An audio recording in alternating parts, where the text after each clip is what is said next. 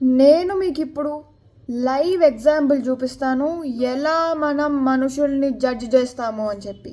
ఏదైతే మీరు ఇప్పుడు నా ఈ వీడియో చూస్తున్నారో ఇది నా సెకండ్ అకౌంట్.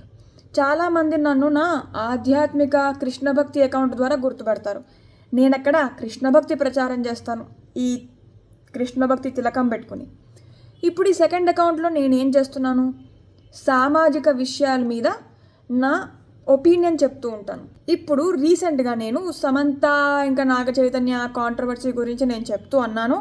మనం ప్రూఫ్స్ లేకుండా సమంత కానీ నాగ చైతన్య కానీ వాళ్ళ జీవితాల మీద మనము కమెంట్స్ పాస్ చేయకూడదు, వాళ్ళని జడ్జ్ చేయకూడదని నేను చెప్పాను. దాని కింద నాకు ఎన్నో కమెంట్స్ వచ్చాయి. ఆ కమెంట్స్లో చాలామంది, నువ్వు వేసుకున్న వేషం ఏంటి, నువ్వు మాట్లాడుతున్న మాటలేంటి, ఏంటి ఇవన్నీ మాట్లాడాల్సిన అవసరం ఉందా, భగవద్గీత భాగవతం చెప్పుకోపో అని అన్నారు. ఇది మనుషుల పట్ల పాస్ చేసిన జడ్జ్మెంట్.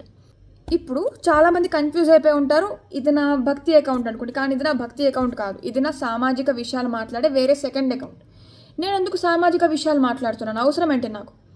ఎందుకంటే ఎవరైతే ఆధ్యాత్మిక మార్గంలో భగవద్గీత భాగవతం నేర్చుకుంటూ, ఎవరైతే కామ క్రోధ లోభ మోహ మదమాత్సర్యాలకి ఎగెయిన్స్ట్గా పోరాడాలి, సమాజం మొత్తం సంతోషంగా బాగుండాలి, సమాజం మంచి డైరెక్షన్లో నడవాలి అని అనుకునే వాళ్ళు ఉంటారో, అలాంటి వాళ్ళు సామాజిక విషయాల మీద ఒపీనియన్స్ ఇవ్వకపోతే ఎలా? అందుకని నేనేమనుకున్నానంటే, నా ఈ సామాజికంగా ఒపీనియన్స్ ఇచ్చే అకౌంట్ వేరేగా పెట్టుకుని, మనము ఎవరైతే ఆధ్యాత్మికంగా ఉంటారో వాళ్ళు ఈ సామాజిక విషయాలు ఎలా ఆలోచిస్తారని చెప్పడం మొదలుపెట్టాను. కానీ ఇది నేను చెప్తున్నప్పుడు భగవద్గీత భాగవతం అని నేను ప్రస్తావన తీసుకున్నాను. ఎందుకంటే అది తీసుకొస్తే మామూలు మనుషులు చూడడానికి ఇంట్రెస్ట్ చూపించరు. ఇప్పుడు మామూలు మనుషులకి మంచి నేర్పించాలి, భగవద్గీత భాగవతం అనే పేరు తీయకుండా. అందుకని నేను నా గోల్గా ఏం చేస్తున్నాను, ఒక ఒపీనియన్ లాగా లాజికల్గా విషయాన్ని ప్రజెంట్ చేయడానికి ట్రై చేస్తున్నాను.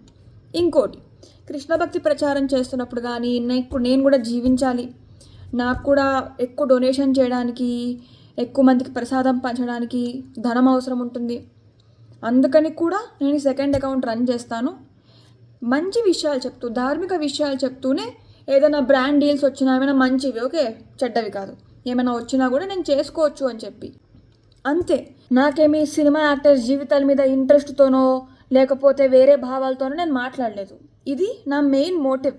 అందుకే ఎప్పుడు పక్క వాళ్ళ మనసులో ఏం జరుగుతోంది అని తెలియకుండా వాళ్ళ మీద జడ్జిమెంట్ పాస్ చేయకూడదు. అది చాలా తప్పు.